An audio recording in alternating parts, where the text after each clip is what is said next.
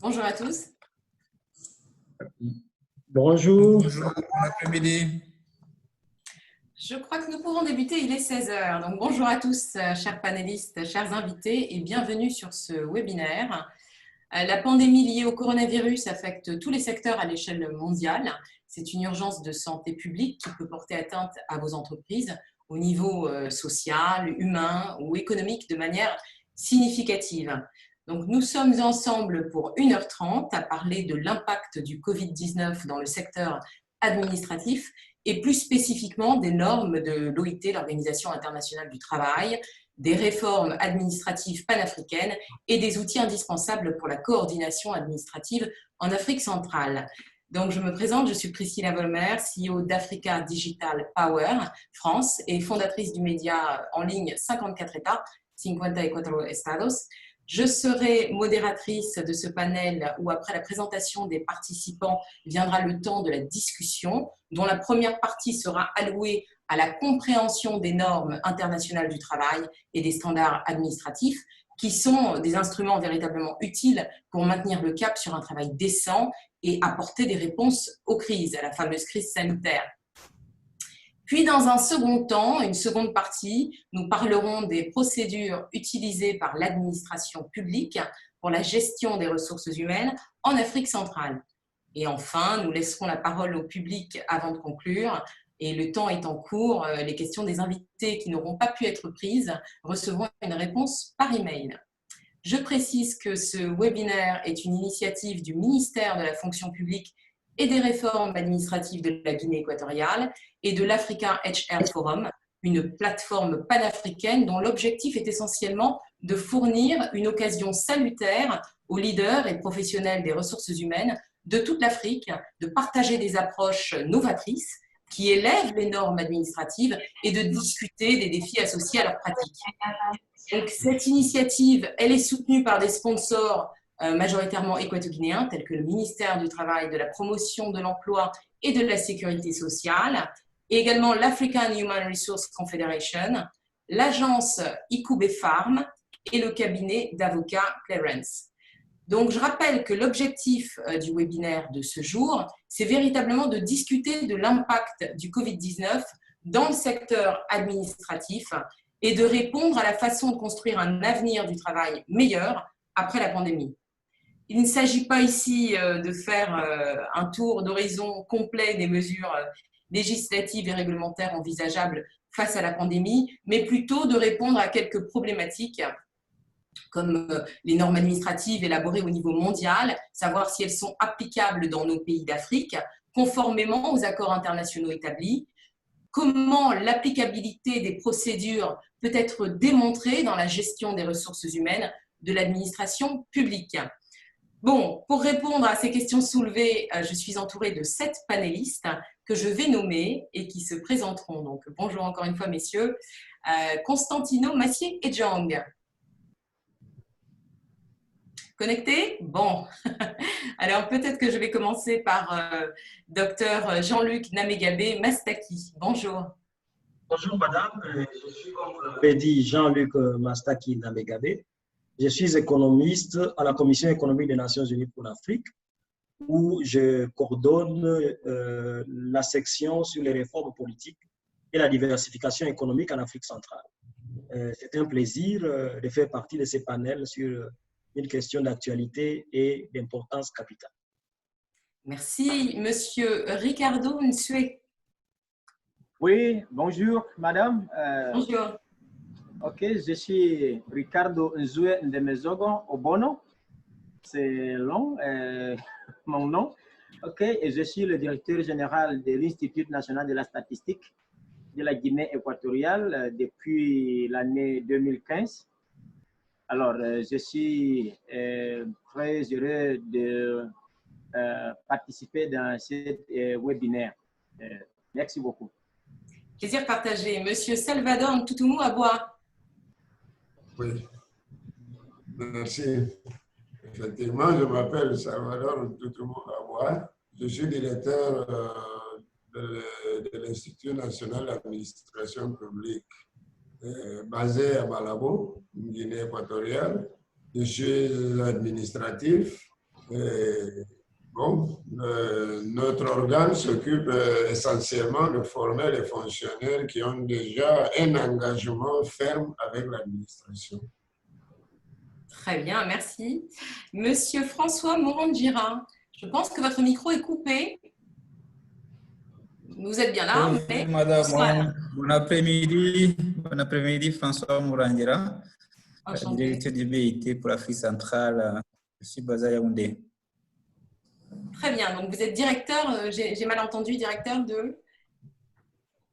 Est-ce que vous pouvez recommencer rapidement votre présentation, s'il vous plaît?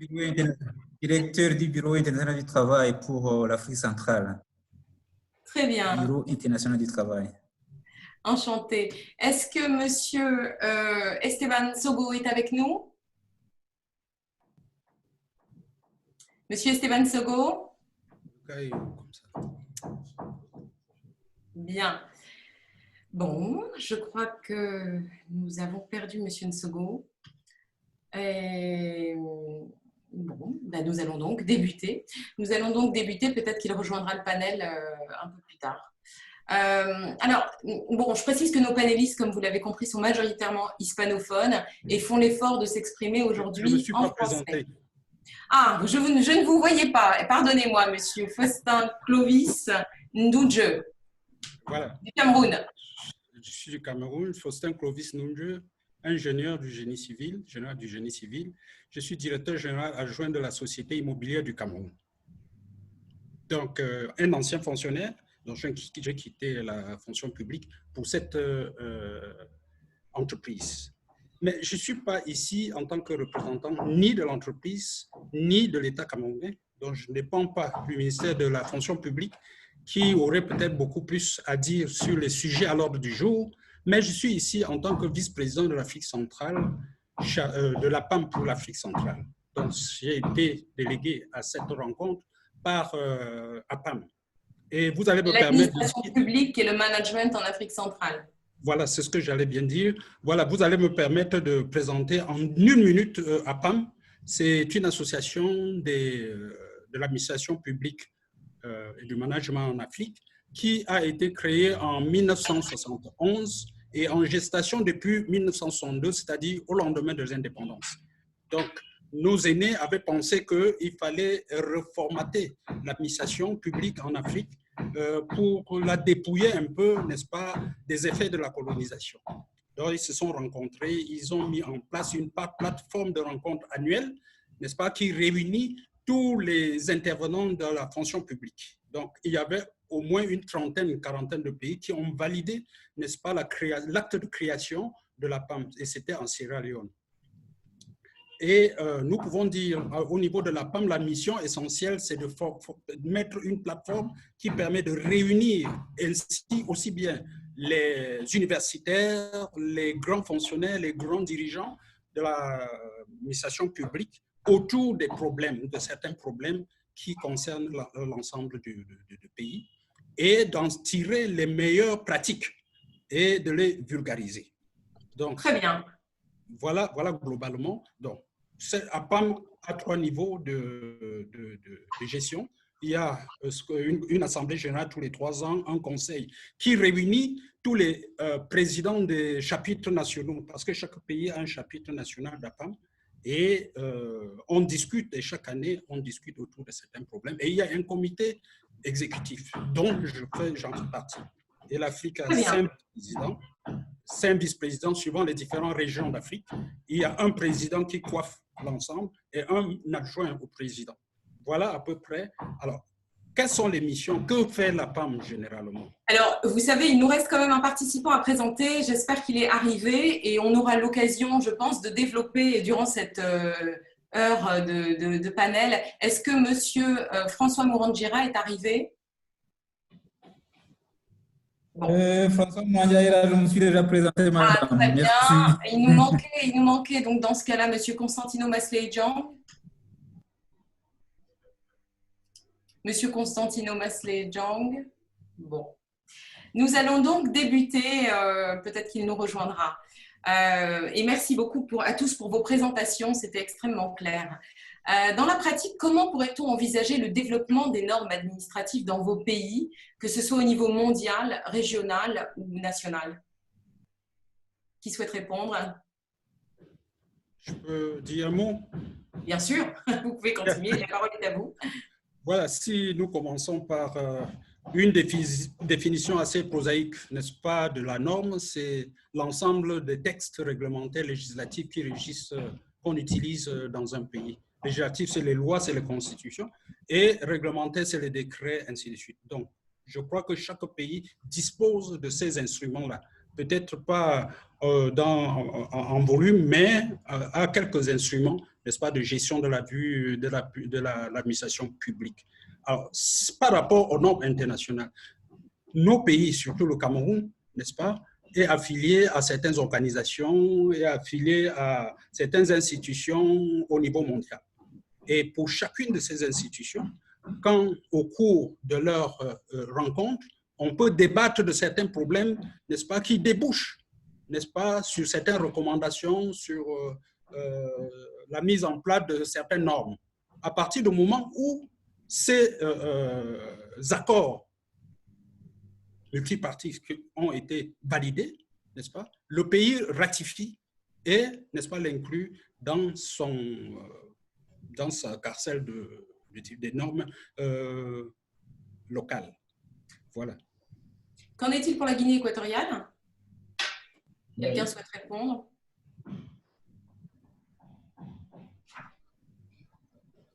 Pour la Guinée équatoriale, concernant le développement des normes administratives?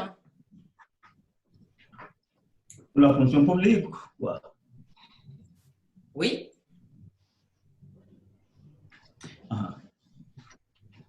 Vous souhaitez répondre? Ça veut dire... allô? Ouais? Oui, je vous écoute. On vous écoute. Ah, ouais. Sur la fonction publique, je m'excuse, je ne parle plus beau. Mon français, ce n'est pas plus beau. Oui, je comprends. Je suis le responsable des ressources humaines dans la fonction publique. Mais oui, Esteban Sogo, vous venez de nous rejoindre, voilà. Ouais. Vous venez de nous rejoindre, alors peut-être que vous pourriez brièvement vous présenter. Est-ce que vous pourriez vous présenter puisque vous venez de nous rejoindre? Ok, d'accord. Je suis Esteban Sogo, directeur général de la fonction publique sur les ressources humaines. Enchanté. Je suis en train de commencer, mais je vous remercie. Merci. Alors, bon, nous allons donc continuer. Excusez-moi, pour la Guinée équatoriale, je suis Ricardo Nzoué. Ok, même si je ne suis pas de le ministère de la fonction publique du pays, mais comme un serviteur public ici en Guinée équatoriale, je suis aussi fonctionnaire de la fonction publique et même maintenant, comme je vous ai dit, je suis le directeur général de l'INS ici. Et comme vous savez, le INS est le responsable de la coordination et la production des statistiques officielles du pays. Tout à fait. Je pense qu'au niveau de notre pays, ici en Guinée équatoriale, comme vous savez, la Guinée a été colonisée par l'Espagne et plusieurs des normes administratives viennent de l'Espagne, mais c'est le norme je peux dire que ce sont les normes de plus des années et je pense que il y a la nécessité d'actualiser plusieurs des normes ici au pays par rapport à les normes administratives de la fonction publique. Mais même si maintenant le ministère de la fonction publique est en train de commencer plusieurs des réformes en termes de les normes administratives, je pense qu'on doit s'approcher à les standards de la OIT. Oui, l'Organisation internationale du travail. Voilà. Parce que ici, ce que j'ai perçu, c'est comme si les normes de les standards de la OIT, c'est comme si c'est pour les secteurs privés. Mais je pense que les standards, même les standards de l'administration publique, doivent aussi être inspirés par les standards de la OIT. Mais je suis content parce que le ministère de la fonction publique a déjà commencé des réformes pour actualiser plusieurs des normes du pays. Actuellement, on fait face quand même à une pandémie, donc j'aimerais rentrer dans le cœur du sujet. Ces normes dont vous parlez traitent-elles des modalités de télétravail, de travail à domicile pour éviter la propagation du virus?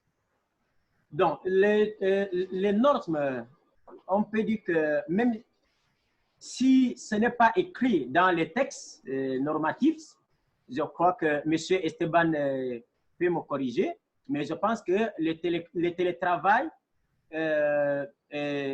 n'a pas dans les normes, mais si quelqu'un a la possibilité de faire son travail à la maison, il peut le faire, mais ça sera seulement pour le travail physique en papier, mais pour être en communication avec les collègues dans le ministère quand il est à la maison, c'est toujours difficile parce que, vous savez, ce n'est pas seulement le cas de la Guinée équatoriale. L'Internet, l'informatisation, c'est encore une chose qu'on doit se développer.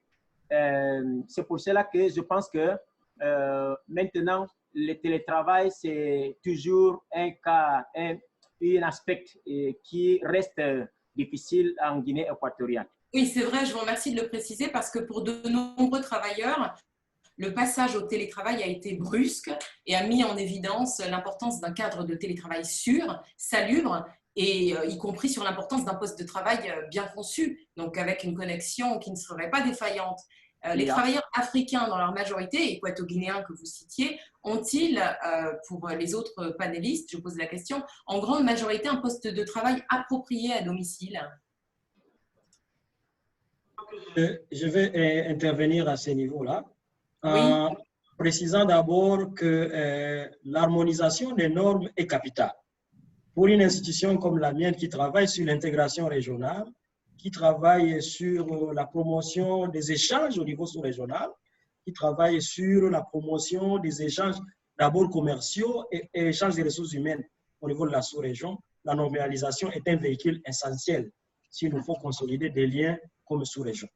La normalisation ne devrait pas être un exercice qui part seulement de haut vers le bas, ne devrait pas être seulement un top-down approach, porté par un top-down approach. Là, vous parlez du système de centralisation, donc du système pyramidal classique.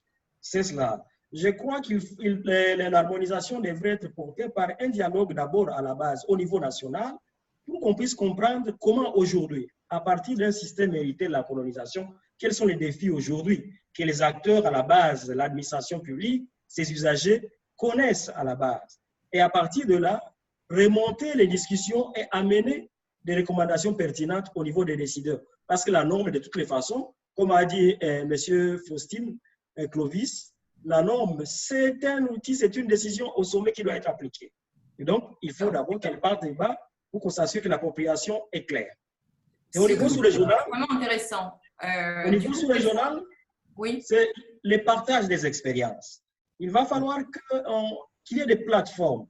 Au-delà des plateformes physiques, le Covid vient de nous montrer aujourd'hui que la limite des plateformes physiques où on se rencontre, développer des plateformes électroniques, virtuelles, où on pourra échanger les bonnes pratiques, où on pourra échanger comment le Cameroun a résolu le problème, comme on est en train de le dire aujourd'hui, quel est le pays le plus avancé en termes de conditions de travail, de télétravail aujourd'hui, et partager ces expériences au niveau sous-régional. Je crois que les expériences comme ça, les cas réussis, mais aussi les défis et les difficultés qu'ont certains pays, ça permettra de partager nos expériences et de pouvoir définir un mode commun pour qu'on puisse continuer à avancer ensemble.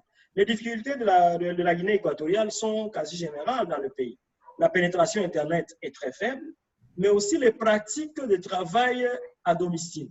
Les télétravail sont des pratiques nouvelles, mais on nous dit aujourd'hui que ça va être la nouvelle normale.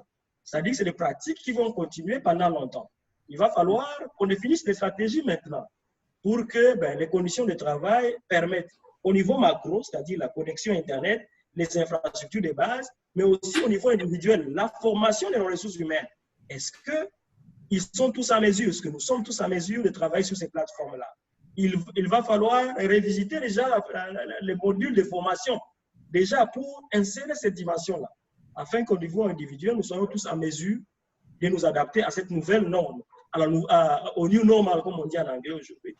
La nouvelle norme qui sera, évidemment, même si on entrera à nos pratiques de travail habituelles, le virtuel sera une pratique qui va continuer à grandir, comme déjà c'est dans beaucoup de pays avancés.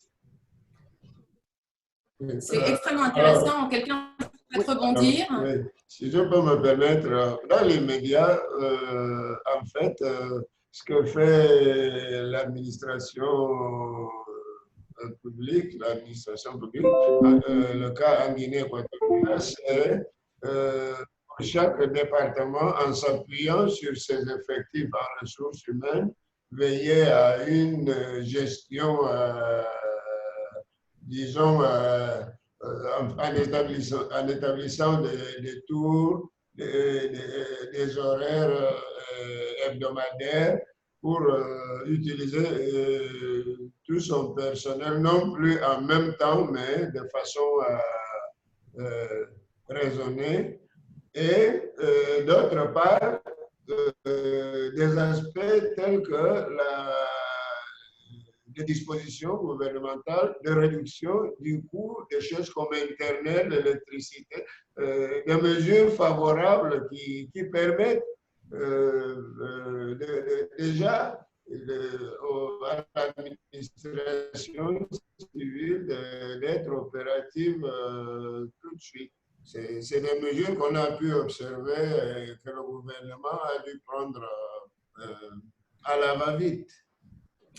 C'est extrêmement important. Vous mettez en relief plusieurs choses. Donc, la formation RH, pallier à la défaillance Internet, peut-être en séparant les équipes, et réduire les coûts. Quelqu'un d'autre souhaite peut-être réagir? Oui. Peut-être qu'ayant observé de manière plus attentive que Internet était peut-être relativement cher, il y a eu des mesures accélérées en ce sens. Et en même temps, l'entreprise para-étatique de l'électricité a été donc il a été vivement recommandé qu'il y ait des mesures favorables, non seulement pour les fonctionnaires d'ailleurs, mais pour les citoyens en général. Et des mesures ont été bénévoles en ce sens. Le docteur Mastaki pendant les périodes d'entrée en confinement. Le docteur Mastaki a relevé très justement la défaillance du système de la centralisation. C'est-à-dire, j'imagine que de la fourniture des masques à celle des tests, le système pyramidal, et ça, que ce soit pour l'Afrique ou le reste du monde, a été jugé sur son efficacité. Donc, pour pallier à ces manques en cascade, il y a une multitude d'initiatives locales qui se sont mises en place ici et là en Afrique. Messieurs, quels sont les avantages et les inconvénients du système centralisé de l'administration publique? Ce concept qui vise à tout décider d'en haut, comme vous l'avez dit, Dr Mastaki, touche-t-il à sa fin? Est-ce l'heure du do-it-yourself? En clair, de la décentralisation de la gestion de l'administration publique? Pour ou contre la centralisation? Oui. Je crois qu'il sera très difficile d'avoir une position tranchée par rapport à ces deux systèmes. Au lieu de les prendre en mode antagoniste, je crois qu'il y a moyen de construire des passerelles. La décentralisation offre l'avantage de la connaissance du milieu, de la maîtrise des besoins, mais aussi de l'implication des bénéficiaires. Lorsqu'on regarde la provision des masques dont vous êtes en train de parler là, oui. Au niveau décentralisé, il y a eu de très belles initiatives aujourd'hui. Lorsque vous regardez les masques à couleur très riche à Yaoundé, vous vous rendez compte que dans des quartiers, dans des entités, les gens ont pris des initiatives pour répondre à leurs problèmes. ils les comprennent mieux. Oui, ils les comprennent mieux. Nous ne sommes plus à l'ère où les technocrates sont les tout-puissants. Les gens comprennent leurs problèmes, ils peuvent les résoudre. Mais l'intérêt de la décentralisation, c'est celle-là, rapprocher les problèmes des bénéficiaires, les impliquer dans la quête des solutions. Mais lorsque ceci est fait en découpage complet, éloignement complet avec la sphère centrale, il peut y avoir des problèmes de flux d'informations et de la norme. Parce qu'en fin de compte, qui définit quel type de masque nous voulons? Parce que les masques sont différents, les impacts sont différents. Il va falloir qu'il y ait une entité qui définisse la norme dont nous parlons ici. Donc un dialogue social. Oui, et permettre alors à ce que la base prenne des initiatives. Et donc pour moi, c'est un modèle assez hybride qui démocratise, permet à la base de prendre des initiatives, mais où quand même le central, le niveau élevé, le top de notre pyramide peut suivre, peut faire la suivi et l'évaluation et se rassurer que les choses sont faites dans les normes. Il serait donc pour moi très difficile de dire, mais nous allons à gauche ou à droite, mais beaucoup plus vers des systèmes combinés où chacun connaît son rôle et il les joue parfaitement. J'aimerais entendre M. Nunge, d'après vous, est-ce qu'il est temps d'envisager les expérimentations locales et simplifier le système de l'administration publique en Afrique centrale, notamment pour booster à terme le développement, hein? Oui, en termes d'encourager, d'envisager, je suis parfaitement d'accord avec vous qu'il faut encourager les initiatives locales. Mais comment le faire? Il va falloir que au niveau local, que les locaux puissent avoir suffisamment de pouvoir pour pouvoir initier, n'est-ce pas, et adopter certaines normes. Vous parlez de quoi, de pouvoir d'achat? Je fais par exemple, je fais allusion à la décentralisation. La décentralisation qui est en cours. Et c'est un processus, c'est un très long processus. Parce que si je prends le Cameroun, par exemple, la décentralisation, on en parle depuis 1996 et c'est progressivement qu'on est en train de mettre en place, n'est-ce pas, toutes ces institutions locales. On a commencé par... Il ne faudrait pas donner plus de pouvoir aux maires. Voilà. Je peux vous dire que la décentralisation administrative et financière au Cameroun date de 1926. C'est curieux. Où on a eu des premières communes et qui avaient leur gestion en main. C'est beaucoup plus la décentralisation politique qui vient difficilement, dont les communes existent, se gèrent depuis 1926. Et même dans les textes de la décentralisation, maintenant, nous avons les régions qui, n'est-ce pas, auront cette autonomie administrative et financière.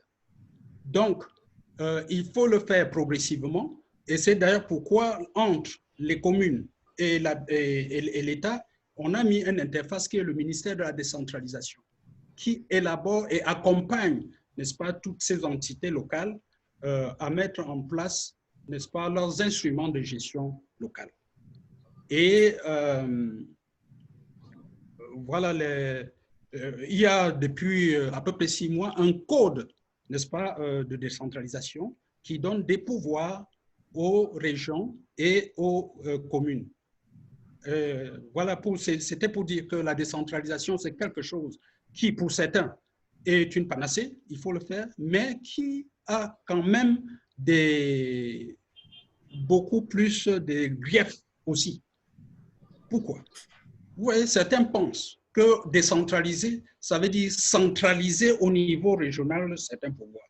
Vous aurez certains maires qui vont éternellement, parce qu'ils ont des moyens, briguer leur mandat et continuellement. Donc, ce qu'on reproche au niveau central, on risque de le transporter au niveau local si on ne fait pas très attention.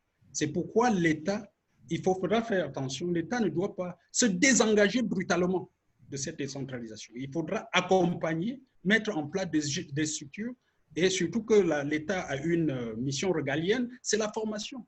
Former Je crois que le système pyramidal est là et que de toutes les façons, ça ne se fera pas brutalement. Je ne sais pas ce qu'en pensent vos collègues voisins de table. Pour la Guinée équatoriale notamment. Est-ce que quelqu'un souhaiterait agir sur le sujet de la décentralisation? Oui, Ricardo, tu es... Oui, pour la Guinée équatoriale, je pense qu'il reste beaucoup pour faire par rapport à la décentralisation. moi-même, je suis pour la décentralisation parce que la décentralisation de l'administration publique nous donne plusieurs avantages que l'inconvénience. Et les résultats de la décentralisation, c'est l'efficacité et l'efficience. Parce que dans la décentralisation, on peut dire au niveau régional, c'est facile de connaître le besoin au niveau régional, de connaître quelles sont les difficultés que la population avait, ou bien en termes de ressources humaines, ou bien en termes de développement de la région. Et si les décisions, si on peut prendre des décisions au niveau local, ça veut dire que sera facile pour trouver des solutions aux problèmes qui nous fait face toujours dans notre différentes régions. Mais je pense que... on ne vous entend plus. Ah. Ouais. OK. En tout cas, j'ai bien compris que vous étiez favorable à la décentralisation. Un autre point a été soulevé un peu plus tôt par rapport à la formation RH. Est-ce que l'administration publique doit investir davantage dans la formation RH? La formation des ressources humaines, oui. Oui, c'est un aspect aussi que je pense qu'on doit travailler beaucoup pour développer des programmes de formation, parce que l'école, par exemple, l'école de l'administration publique où le docteur Salvador est le directeur général, c'est une école qui est nouveau et il s'est basé à la capitale du pays, Malabo. Même si le pays c'est aussi petit en termes de géographiquement, mais je pense que l'école doit être plus développée et doit être capable de réaliser des formations pour les ressources humaines de l'administration publique, soit au niveau de la capitale du pays et jusqu'à la dernière district ou bien la dernière région du pays. C'est pour cela que je dis que je salue vraiment l'initiative du ministère de l'administration publique et de la Guinée équatoriale, parce que dans un webinaire comme cela, on peut profiter de l'expérience des autres pays de la sous-région. Par exemple, M. Faustin, il a dit que la décentralisation au Cameroun, c'est des années 1996. Voilà. Ça veut dire que ça c'est un processus très long, mais qui, petit à petit, c'est bien. Oui. Et je pense qu'on doit suivre cette direction-là. D'accord. Oui, si je peux me permettre. Oui, docteur Mastaki. Oui, pardon. Il a évoqué, M. Ricardo vient d'évoquer quelque chose d'important. À notre niveau, l'école, l'Institut national d'administration publique,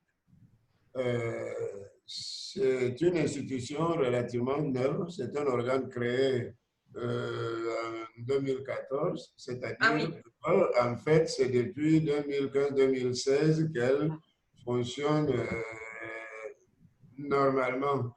Et la volonté du gouvernement se fait sentir. Par exemple, l'année dernière, ça c'est rare, chose rare, il y a une augmentation du budget de plus de 100%. Il est vrai que c'était insignifiant auparavant. Et pour cette année, nous espérons une augmentation du budget au moins autant que l'année précédente. Pourquoi? Tout simplement, par exemple, maintenant, qu'on parle de formation accélérée, de formation des ressources humaines, à partir de la Guinée équatoriale, à faire sa 3e conférence économique. Et le plan stratégique 2, justement, se centre sur cet aspect. Cet aspect doit faire en sorte que l'école d'administration, vu le dernier recensement, le ministère de la fonction publique vient de faire un recensement. La fin, c'était en juillet, là, c'est-à-dire que le rapport est vraiment encore tout chaud. Ça a commencé en 2018 et ça vient de finir en 2020, où il y a des constats très importants. Il faut véritablement faire un effort plus que doubler des efforts en formation de ressources humaines. Ça peut permettre, c'est l'une de vos aspirations. En s'appuyant sur la structure, par exemple, du ministère de l'Intérieur, qui est le ministère qui décentralise véritablement chez nous, mettre les gens formés pour pouvoir assumer localement les initiatives et tout ce qui constitue les avantages que les citoyens peuvent bénéficier de l'administration centrale et de l'État. Merci. Je voudrais bien contribuer à la discussion sur ces points-là. Je crois que la question d'éducation et de formation est une question capitale. Et cette question s'est beaucoup plus développée. Les réflexions ont été développées beaucoup plus orientées vers les formations des acteurs du secteur privé. Mais maintenant que la réflexion commence à aller vers la formation des fonctionnaires, c'est une très, très bonne chose. Il va falloir encourager, pour moi, 3 types de réformes dans ces écoles de formation. La première réforme, c'est enrichir les volets formation sur le lieu du travail. À la fin, lorsque les fonctionnaires ont quitté ces écoles-là, il faut s'assurer que la formation reste continue. Il continue à y avoir des plateformes qui leur permettent d'avoir accès à certaines formations courtes, de courte durée, pour les garder et les mettre à niveau. Deuxième élément, c'est la flexibilité des curriculums et des programmes de formation. Parce que les programmes de formation sont souvent figés et ils ne pourront pas prendre en compte des phénomènes nouveaux comme celui dont nous parlons. Le Covid, le travail à distance, et ainsi de suite. La flexibilité de ces programmes permet à ce qu'ils puissent s'enrichir progressivement avec des phénomènes nouveaux. Et l'autre, c'est la participation des bénéficiaires dans la définition de ces curriculums-là. Les usagers de la fonction publique. Est-ce qu'il y a des mécanismes qui permettent qu'on les écoute? On écoute les entreprises, on écoute la population, la société civile, dans la définition des curriculums de formation de ces écoles-là, afin que les fonctionnaires qui en sortent soient orientés vers les besoins de sa clientèle, qui sont les usagers.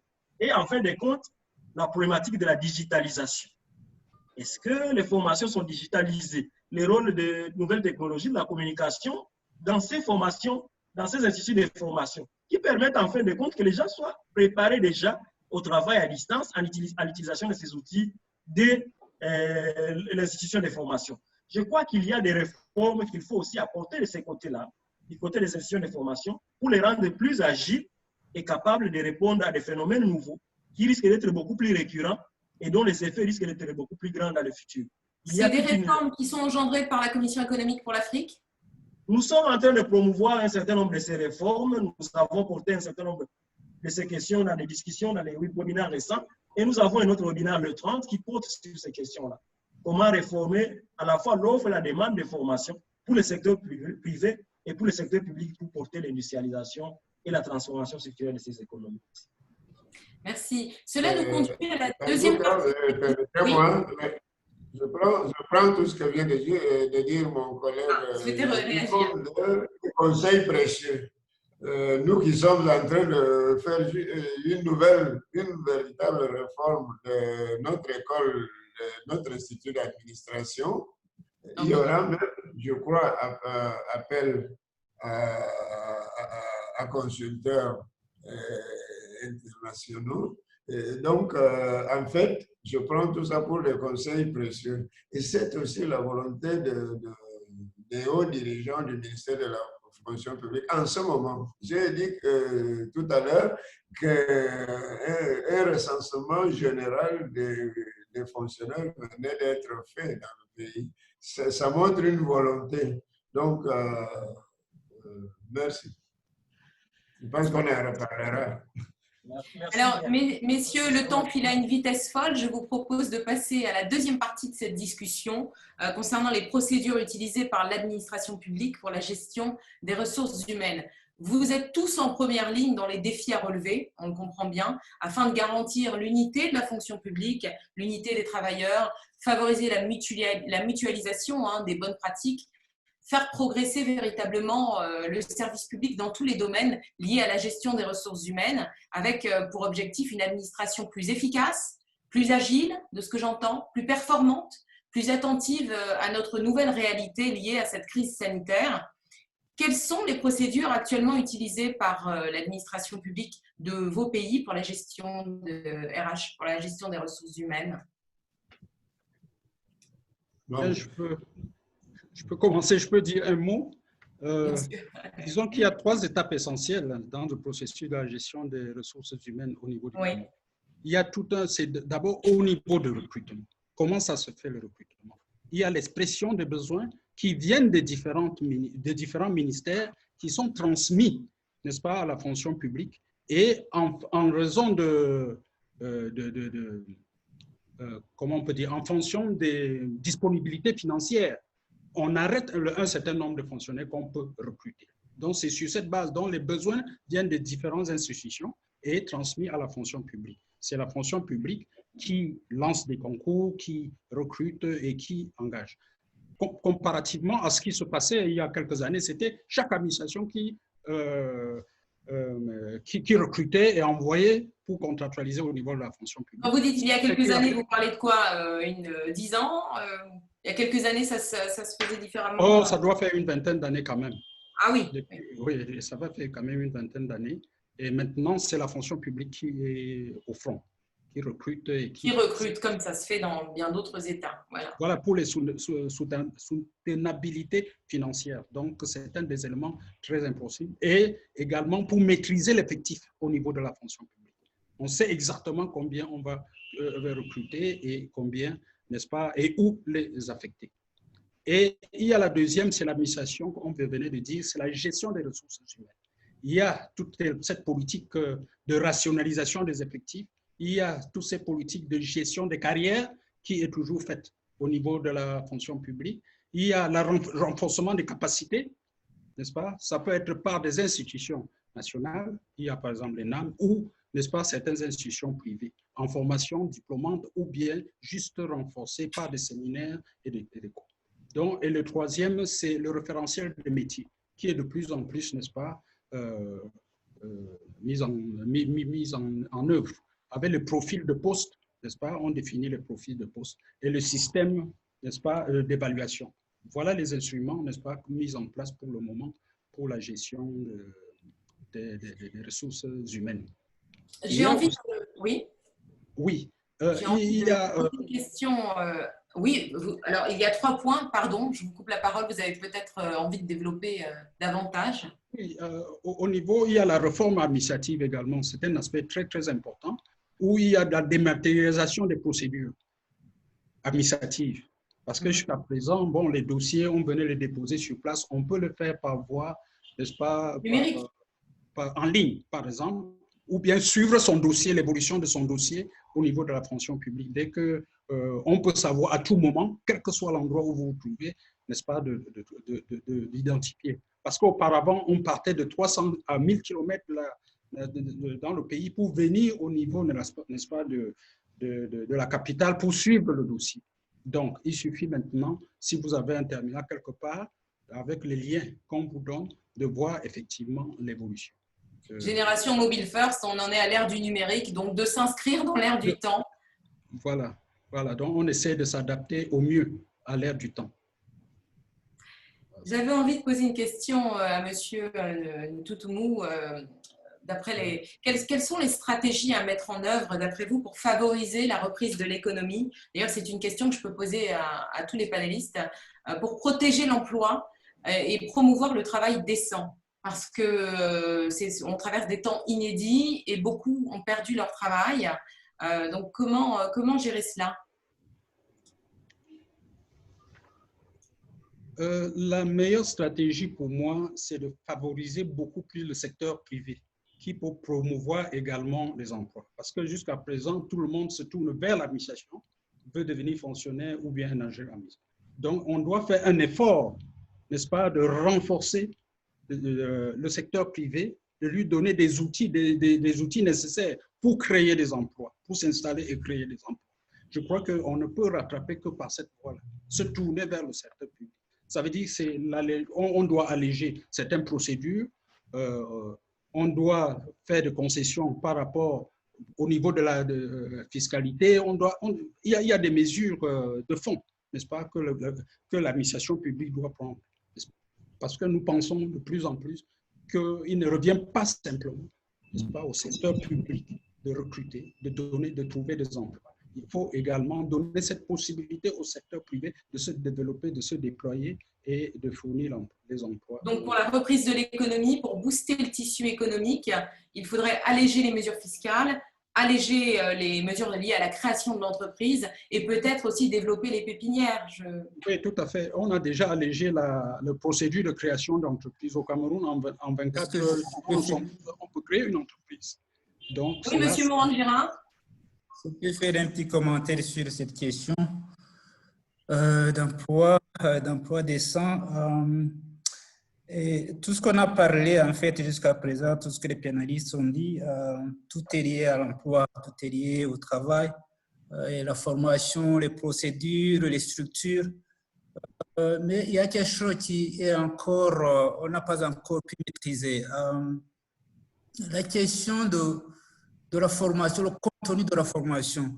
Il y a quelqu'un qui a dit, je crois qu'il a dit que les lois que nous avons maintenant dans beaucoup de pays africains, c'est des lois qui sont héritées de la colonisation. Et vous savez que ces lois, c'était fait pour être au service des économies des pays avancés, des pays colonisateurs.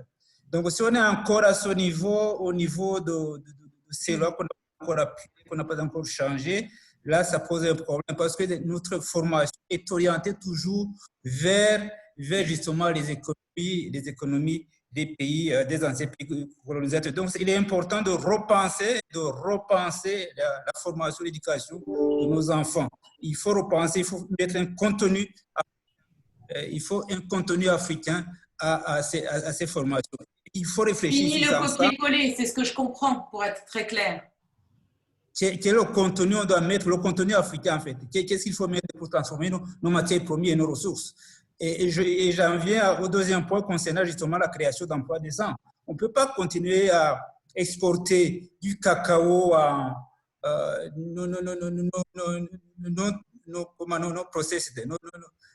du cacao pur. On ne peut pas, le café, le pétrole brut, les matières premières brutes, et espérer qu'on va créer des emplois décents pour les jeunes. Ça, il ne faut pas rêver. Donc, je pense qu'il est important que le Covid nous donne l'occasion justement de transformer les économies, d'industrialiser nos économies pour en faire en sorte de créateurs d'emplois. Parce que quand vous exportez du café, par exemple, du café non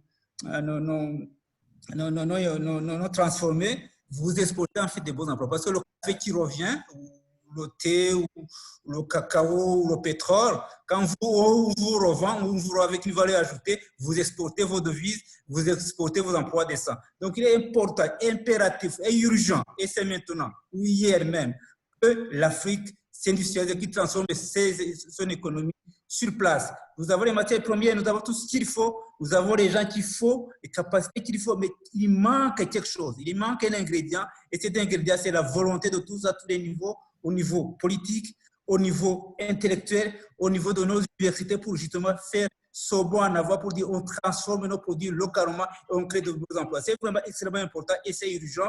Et il n'y a pas plus qu'urgent maintenant de créer des emplois à partir justement de ce que nous faisons ici dans les pays africains. Donc, pour la reprise de l'économie, vous préconisez que des ateliers de transformation soient créés directement sur place et que les travailleurs africains ne soient plus mis de côté concernant matières premières. Il faut qu'on arrête d'être des pays consommateurs, que les populations consomment les produits qui viennent de Chine. Ça, c'est pour la reprise de l'économie. C'est ce que vous préconisez avec, comme le disait le docteur Mastaki, un allègement des mesures fiscales, puisque c'est lié. Je voudrais Ça, bien... c'est un élément parmi d'autres. Voilà. Je voudrais bien enfoncer les clous sur ce que vient de dire M. François Moranguia.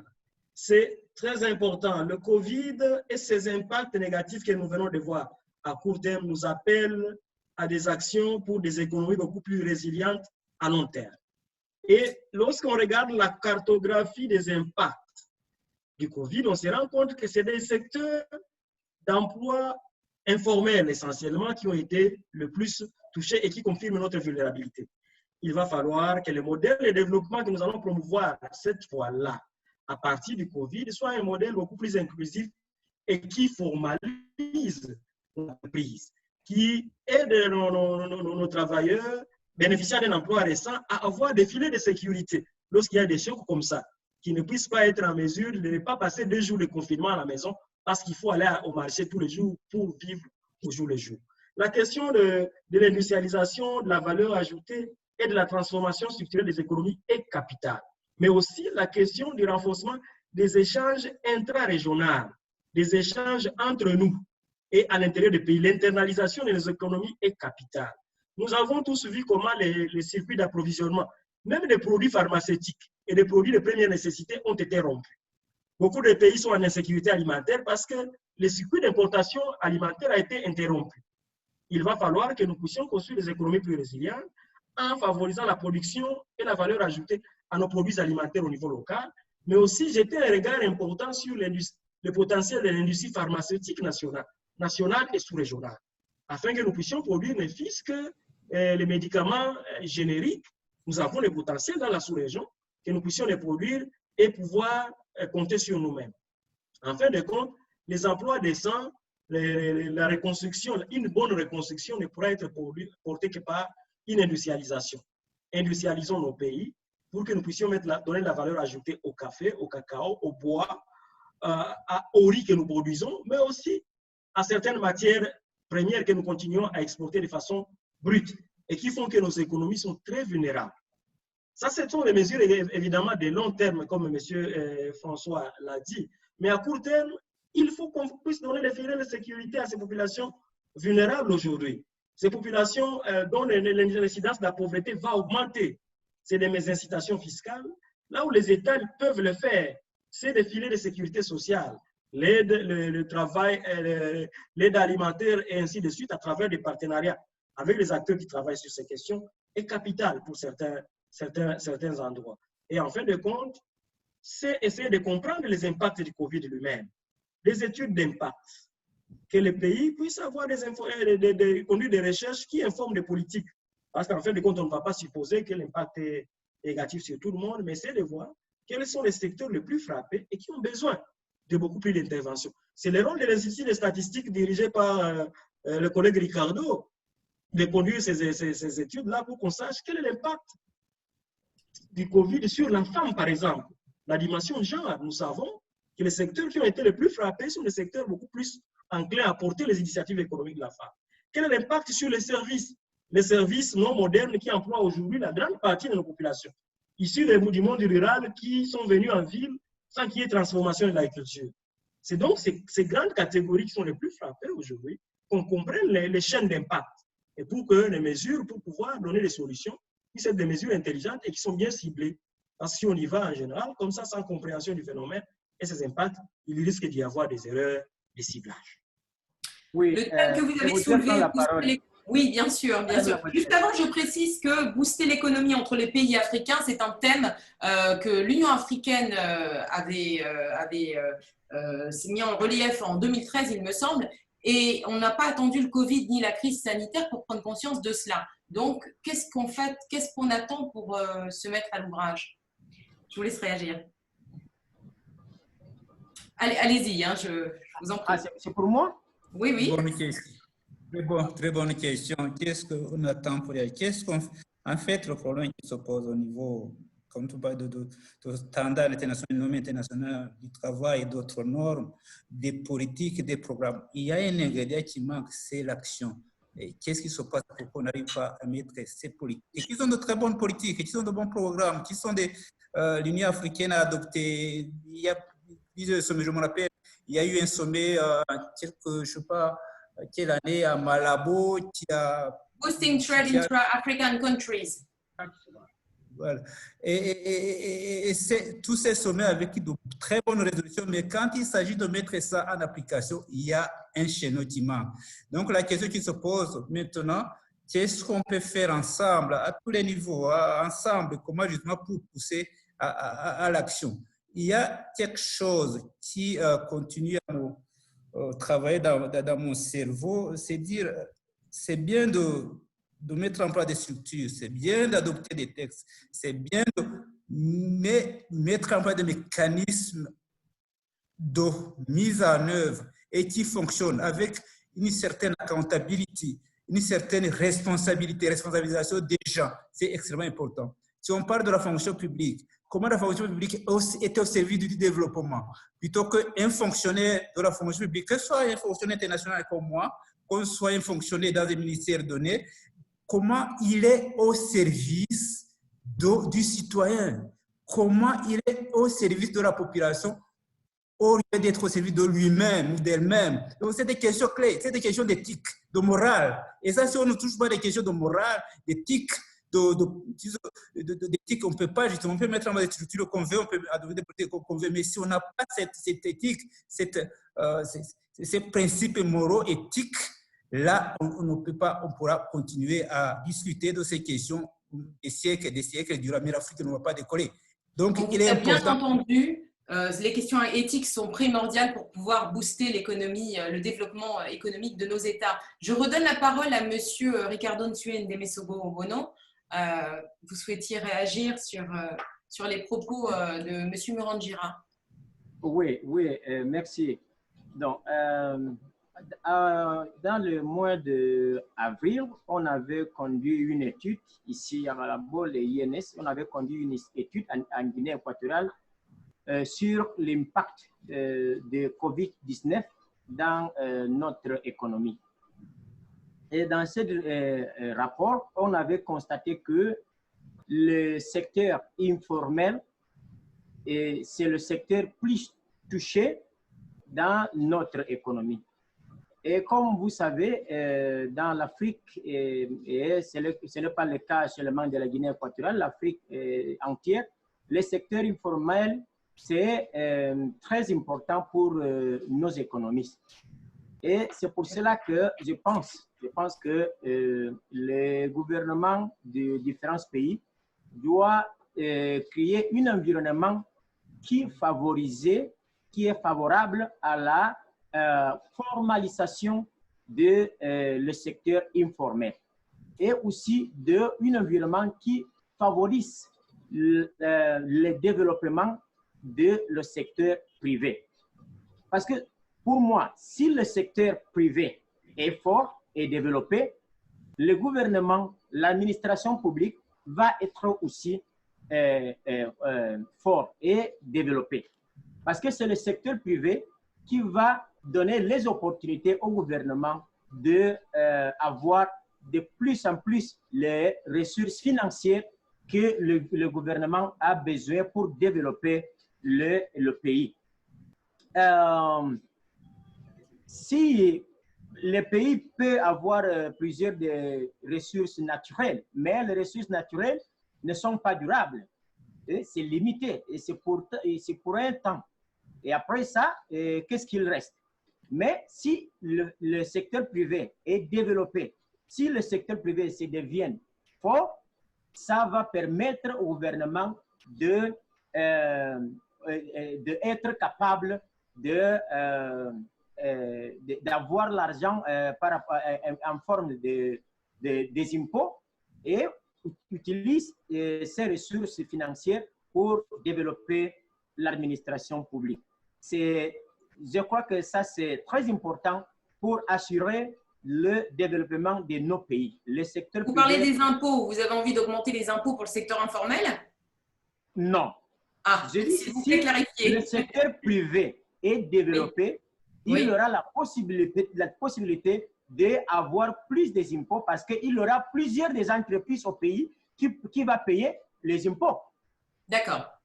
Voilà, c'est ça ce que ce que j'ai dit. Et je pense que ça, c'est très important pour nos pays. Oui, je peux dire un mot là? Oui, bien sûr, bien sûr.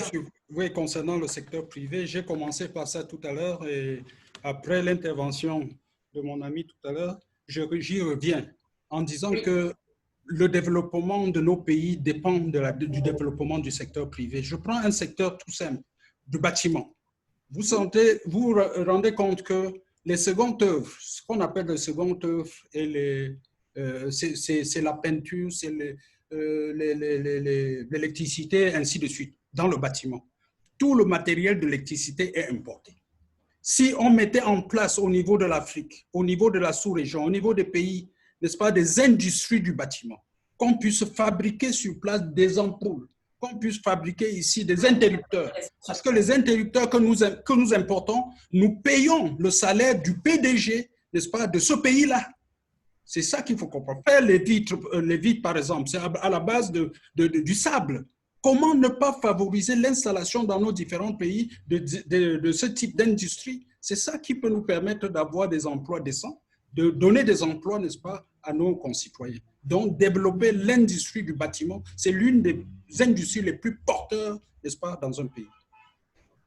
Merci. Donc, favoriser la création des entreprises locales, en terminer avec les contrats à l'international pour augmenter le pouvoir d'achat des citoyens de ces pays-là, de vos pays, et de manière à fabriquer sur place et à transformer sur place. Voilà. La question reste la même.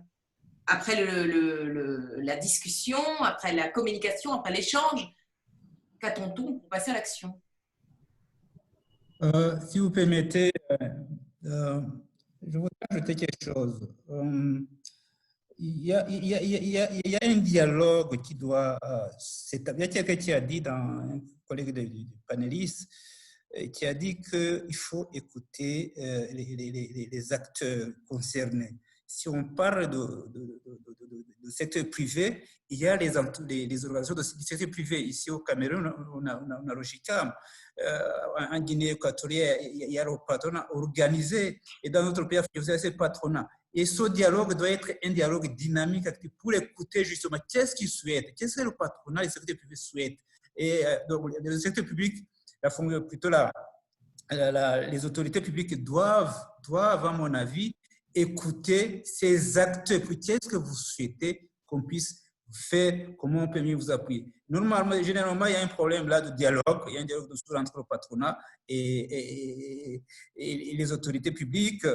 Les autorités publiques cherchent des impôts, le secteur privé, les patrons, ils disent mais les impôts, il faut qu'on mette en place des conditions favorables pour qu'on puisse créer la richesse, avoir des revenus pour pouvoir payer des impôts. Il y a ce dialogue dessous qui est donc un dialogue authentique, productif, justement pour assurer que ces entreprises puissent se développer, que ces entreprises puissent créer la richesse et créer des emplois décents. Et c'est important. Et pour le moment, il y a un dialogue dessous. Dans beaucoup de pays que je connais, il y a ce dialogue dessous entre l'autorité publique et le secteur privé. J'aimerais poser une question à Esteban Sogo. Si vous me permettez, je voudrais réagir après l'intervention de M. François. C'est vrai, ici, dans notre pays, il y a déjà la patronat. La patronat, même si c'est des nouvelles créations, mais je pense que les dialogues qu'il parle, qu'il doit avoir un dialogue entre les patronats et les autorités politiques, je pense que ça c'est important. Et maintenant, la patronat, il travaille beaucoup, il participe même à plusieurs des réunions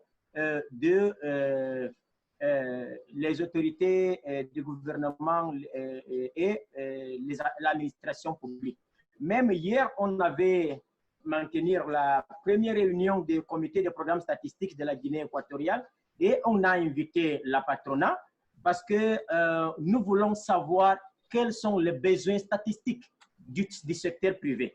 C'est pour cela qu'on a invité la patronat parce que on pense que si le secteur privé, il y a la statistique, il y a les données statistiques qu'ils ont besoin de, alors il va faire bonnes décisions des investissements qui va favoriser les développements du secteur privé.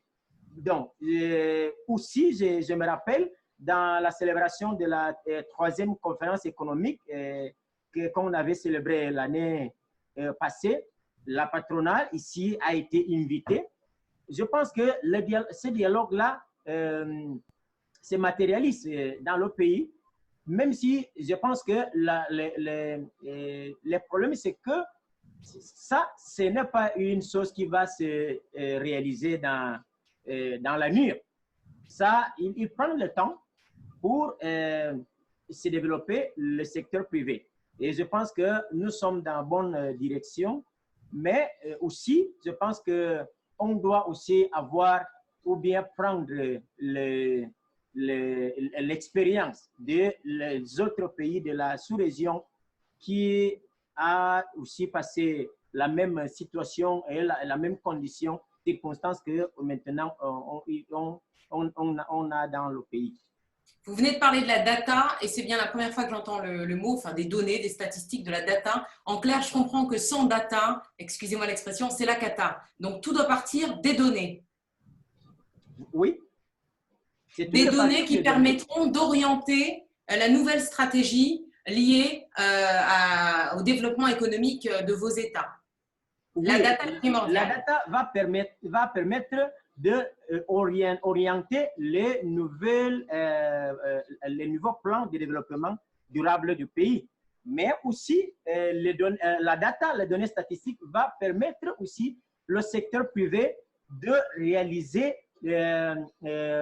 les investissements qui sont profitables, qui peuvent favoriser ou bien le développement qui va le permettre de prendre de bonnes décisions d'investissement. Je peux le résumer comme ça.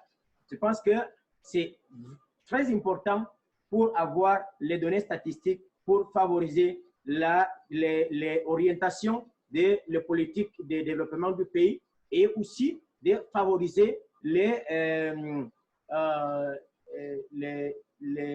décisions d'investissement dans le pays.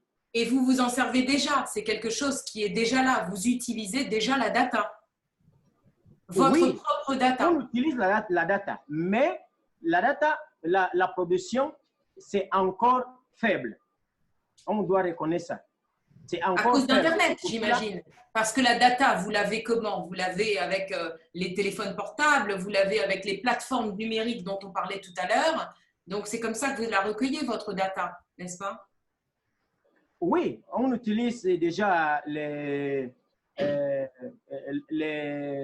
comment on appelle ça, les nouvelles technologies pour la production statistique dans le pays. D'accord. Oui. Esteban Sogo, je vous ai très peu entendu. Je voudrais savoir si vous pouvez pour nous comparer la forme actuelle de gestion des ressources humaines de la Guinée équatoriale à celle d'il y a quelques années. Merci à vous. Je peux dire que notre formation actuelle des ressources humaines, c'est plus mieux parce que en temps avant, on a utilisé les manières, on peut dire les vieilles manières, l'écriture de la main, toutes les choses qu'on connaît dans notre pays et sur la sous-région. Sans développement, on ne peut pas faire rien. Mais maintenant, on envoie des infrastructures, on envoie la communication avec les autres pays. Par exemple, dans la sous-région, on peut travailler ensemble avec CEMAC, on peut travailler ensemble avec la OUA, mais ça, tout ça là, ça a mené beaucoup d'expérience, beaucoup de connaissances, beaucoup de voix, beaucoup de choses, hein, pour ajouter l'expérience de notre pays pour développer ensemble avec les autres pays. Maintenant, c'est plus mieux qu'avant. Avant, c'est-à-dire, pareil, il y a 10 ans? Avant quoi? Avant, on était travaillé avec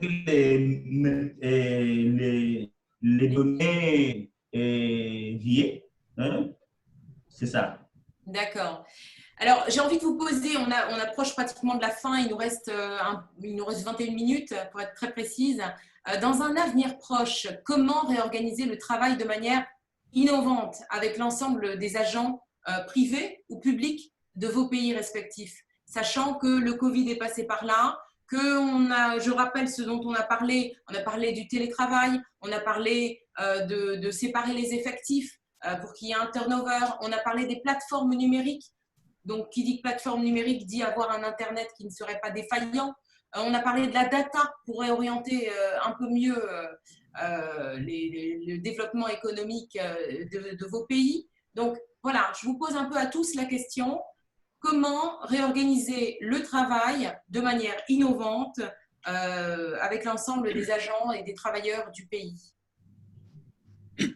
Oui, c'est vrai. C'est vrai. Maintenant, oui, monsieur Ricardo, je vous ai vu juste après, monsieur Nsogo. Oui. OK. OK. Merci. Et maintenant, on a démarré dans notre pays beaucoup de stratégies pour améliorer notre affaire. Mais quand vient la COVID, beaucoup de choses s'est arrêtées parce qu'on ne doit pas travailler comme avant. Mais on voit que dans ce moment, on doit prendre le nouveau technique, comme par exemple le TICS, nouvelle technologie d'information et de communication, pour travailler. Ça vient donner l'autre manière de travailler. Oui. Par exemple, pour l'Internet, avec l'Internet, la télématique, avec les autres. Internet fonctionne bien en Guinée équatoriale.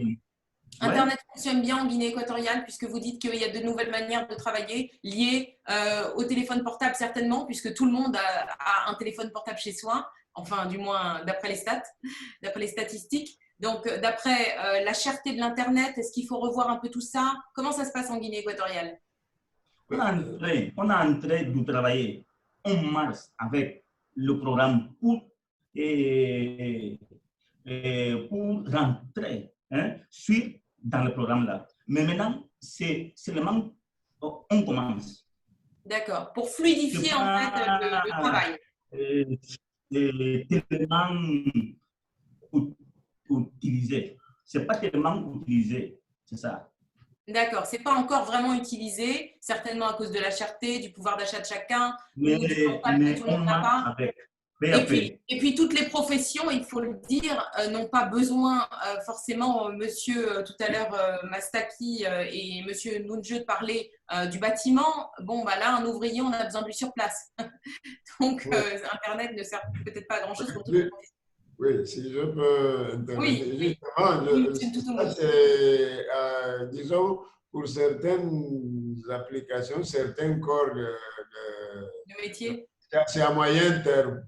Il y a d'abord le très court terme. Par exemple, disons que non seulement en Guinée équatoriale, des professions, par exemple, liées à l'agriculture, à la santé, il est sûr qu'on fait un effort dans l'immédiat beaucoup plus accéléré en ce sens, puisqu'on parle Covid. Ça, c'est vital. Mais c'est vital aussi, mais c'est à moyen terme que et ça peut apporter une certaine, ça peut pousser un peu à un développement peut-être qui puisse aller un peu plus vite. Le fait de savoir utiliser ces technologies pour d'autres corps, par exemple, de métiers, et qui ont un impact sur la société de consommation, c'est-à-dire l'adaptation socio-économique de ces corps de métiers. Mais à long terme, il y a aussi ce que j'ai dit auparavant, tout ce qui est administration pour qu'elle soit plus efficace pour une société. Je ne sais pas, il faut des spécialisations des fonctionnaires publics qui soient liés véritablement aux besoins et c'est là que, puisqu'on parle de réformes administratives dans notre sujet de la journée, c'est là que j'aimerais en conclure qu'il y a aussi tout cet effort que le pouvoir public, du moins ce que moi je suis en train de vivre chez nous, est très conscient de l'effort qu'il faut faire au niveau de la déploiement du corps des fonctionnaires à tous les niveaux, y compris dans la normative et tout ça, dans le poste de responsabilité, de là jusqu'aux fonctionnaires de base. Bon, merci bien. Merci beaucoup. Oui. Je voudrais bien ajouter un mot là-dessus. Oui, parce qu'il va être l'heure de conclure, je voudrais tous vous entendre. Oui, je voudrais bien souligner le rôle de la jeunesse et du rajeunissement de nos administrations publiques. C'est que les champions de cette économie digitale-là, les champions de cette économie qui va vers le numérique, c'est les jeunes. Il va falloir que nos administrations publiques ouvrent des brèches pour cela, pour que nous ayons cette nouvelle génération qui vient et qui porte cette révolution, comme on l'appelle la 4e révolution industrielle. Il faut qu'on ouvre cette brèche aux jeunes. Deuxièmement, c'est les petites et moyennes entreprises. La grande partie de nos entreprises, 90% au Cameroun, c'est les petites et moyennes entreprises qui, parfois, le coût de la digitalisation est très élevé. Il va falloir qu'on soit innovant, qu'on réfléchisse sur des moyens spécifiques qui parlent à ces segments importants, fragiles et qui n'ont pas les moyens de se porter. Que l'État et les autres partenariats publics et privés avec la grande entreprise puissent créer des interfaces qui permettent en sorte que dans cette révolution-là, dans la construction d'une économie résiliente où l'emploi décent est protégé, qu'on ne puisse pas abandonner la petite et moyenne entreprise dans tout cela. Les infrastructures de les nouvelles technologies et les espaces oubliés. Regardons, le débat que nous faisons ici est un débat urbain. Les espaces ruraux, les économies rurales dans tout ceci. Les masses silencieuses qui sont les plus frappées dont on ne parle pas.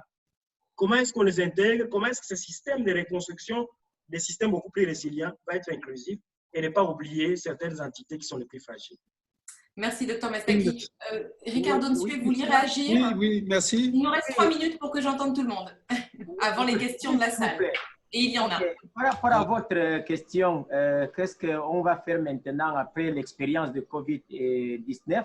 Oui. Je peux dire que quand je vois le COVID-19, je ne vois pas seulement les difficultés, mais je vois aussi les opportunités qu'on peut profiter pour les situations-là pour développer notre pays et pour développer l'Afrique, le pays de l'Afrique. Parce que maintenant, avec l'expérience que le COVID-19 nous apporte, je crois qu'on doit favoriser le travail le télétravail. Mais pour favoriser le télétravail, on fait que l'Internet, l'accès à l'Internet soit pour tout le monde, pour toute la population. Gratuit. Aussi en Guinée équatoriale, vraiment le gouvernement a investi beaucoup pour favoriser l'accès à l'Internet. L'Internet est en Guinée équatoriale, mais maintenant, il doit avoir un effort pour faire que les entreprises qui sont les opérateurs de télécommunications. Voilà, les opérateurs de télécommunications doivent se réduire le prix de l'Internet pour que soit accessible pour toute la population. Et avec ça, je crois qu'on peut développer plusieurs des aspects qui peuvent favoriser le développement de l'administration publique dans le pays. Merci, Monsieur Nsue Demesogo. Je voulais dire,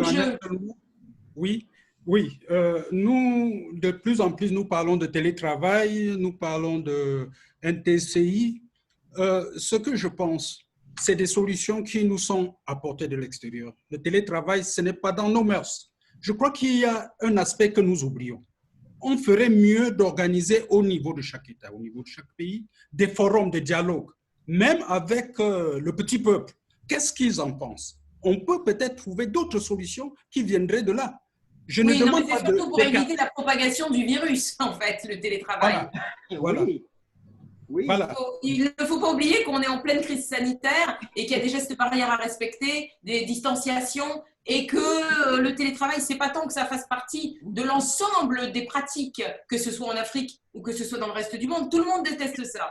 Non, tout le monde, je suis via Zoom à cause de cela. Je suis parfaitement d'accord avec ce que vous dites, ce qu'on dit. C'est ce que je pense également. Je dis peut-être qu'il y a des solutions cachées quelque part. Il est temps quand même qu'on essaie d'écouter ce petit peuple, qu'on fasse des forums, qu'on discute. On peut trouver des solutions parfois très simples, n'est-ce pas, pour résoudre ce problème assez complexe. Très peu de temps, j'aimerais entendre tout le monde. Monsieur Nsogo, je vous ai entendu. Voilà, allez-y. Je peux? Oui, Monsieur Morangira, allez-y, pour conclure très rapidement, avant de passer aux questions-réponses. On a tout simplement des solutions sont là. Il suffit de les identifier. Il sera sous nos yeux. Il y a des jeunes qui sont des créateurs, des innovateurs. On le voit dans nos pays, que ce soit en Guinée équatoriale, que ce soit ici ou quand même dans d'autres pays. Déjà, mais maintenant, il faut mettre en place des mécanismes d'encouragement, d'appui, que l'État mette en place des moyens pour appuyer ces jeunes. Parce que des solutions sont là. Je vois tous les jours sur les réseaux sociaux qui a inventé quoi, telle machine contre... Il y en a ces talents et qui créent. Les développeurs, les nouvelles applications. Oui. Tout à fait. Et les appuyer, simplement. Oui, je passe la parole à votre voisin qui n'a pas encore parlé. Monsieur Toutoumou, vous voulez conclure peut-être également? Moi, j'avais fait une petite réflexion tout à l'heure. Oui, vous avez donné votre mot. C'est Monsieur Nsogo. Alors, sur les écrans, c'est un peu... C'est Monsieur Nsogo, Esteban Nsogo. Allez-y, je vous en prie. Oui.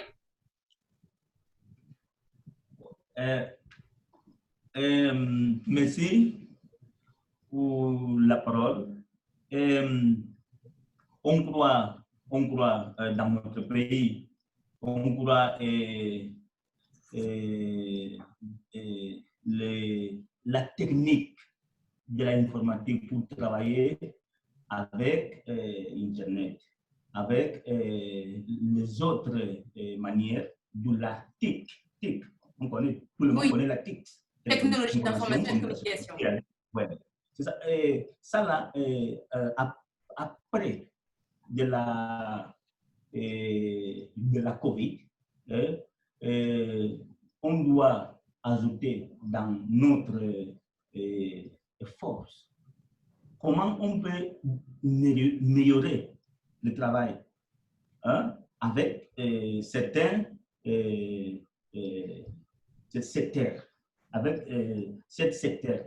Parce que on ne connaît même le futur.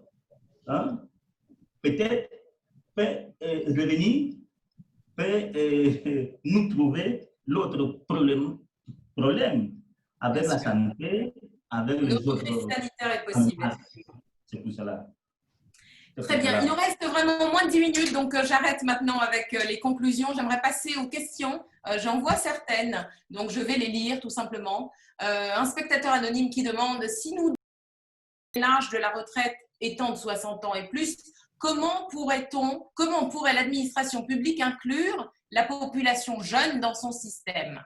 Ensuite, il demande qu'est-ce qu'il faut pour normaliser les sessions de formation en TIC, en technologie d'information et communication, traitement de données, contact avec le public et autres domaines aux fonctionnaires qui n'ont pas ces connaissances. Donc, en fait, il est en train de parler de toute cette frange de la population qui ne fait pas partie des digital natives et qui n'est pas née avec un smartphone dans les mains et qui est complètement perdue avec Internet. Ceux-là, ils sont bons à mettre sur le banc de touche. Comment on va les inclure? Voilà la première question. Je lis les autres. Comment assurer que l'administration publique de tous les pays africains suive les mêmes standards et normes adéquates pour assurer la bonne gestion des ressources humaines? Et enfin, selon vous, quel pays africain met en place les meilleurs outils de coordination administrative quel est leur secret et comment cette gestion peut être adoptée par d'autres administrations. Donc, voilà les questions importantes de poser. Ensuite, il y a quelqu'un à Wadadjo Wami qui nous dit « Malheureusement, je ne comprends pas autre chose que l'anglais ». Bon, désolé, nous traduirons éventuellement plus tard. Voilà. Qui veut répondre en 5 minutes? Je crois que je pourrais bien m'exprimer sur la première question. Oui. La première question, comment inclure la jeunesse dans cette administration publique? Les seniors plutôt, comment inclure les seniors dans cette nouvelle vague liée aux nouvelles technologies d'information et de communication? La question avait deux volets. Comment intégrer les jeunes et puis les seniors? Pour les jeunes, je crois qu'il faut encourager des pratiques, des liens entre les écoles, les instituts de formation des jeunes et l'administration publique.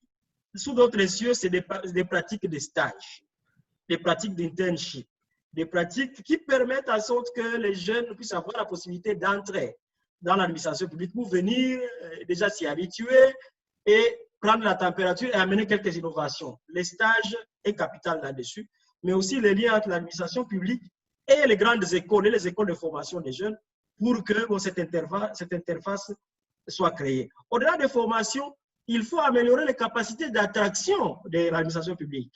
L'administration publique, lorsqu'on regarde les pyramides d'âge dans tous les pays, ce n'est pas les emplois les plus attractifs pour les jeunes. Au-delà de la formation, il faut donc créer des conditions.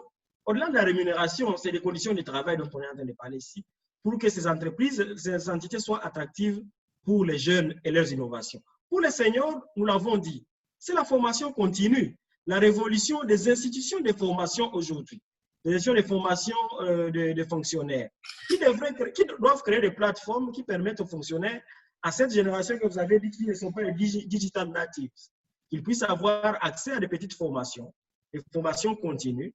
Et de toute façon, la culture de la formation aujourd'hui est une formation sur le lieu du travail et une formation tout au long de la vie. Qu'ils puissent avoir accès à des formations à la fois en partenariat avec les institutions de formation au niveau national, mais que celles-ci s'ouvrent aussi à ce secteur privé aujourd'hui qui produit ces nouvelles technologies et qui est enclin à signer des partenariats avec les utilisateurs. Il faut qu'on soit innovant, qu'on passe à des modèles intégrés pour mobiliser les instances de formation du privé vers l'administration publique. Voilà. Sur la deuxième question, oui, parce qu'on n'a malheureusement pas le temps. Je t'interviens pour la troisième question, juste un mot. Parfait. Ouais. Voilà. C'était par rapport aux outils de la gestion des ressources humaines. Certains pays ont réussi dans ce domaine. Comment faire en sorte que les autres pays s'en approprient? Tout à l'heure, quand je parlais… Quel pays? C'est la question. Quel pays africain, si vous pouvez les nommer ou les citer d'après vous, les meilleurs modèles? Les cités, bon, je ne les ai pas en tête, il y en a beaucoup, hein, les modèles. Il y a par exemple l'Égypte, hein, qui est en train de mettre en place des outils de gestion. En décembre dernier, nous y étions. Il y a le Maroc, il y a tous les pays de l'Afrique du Sud.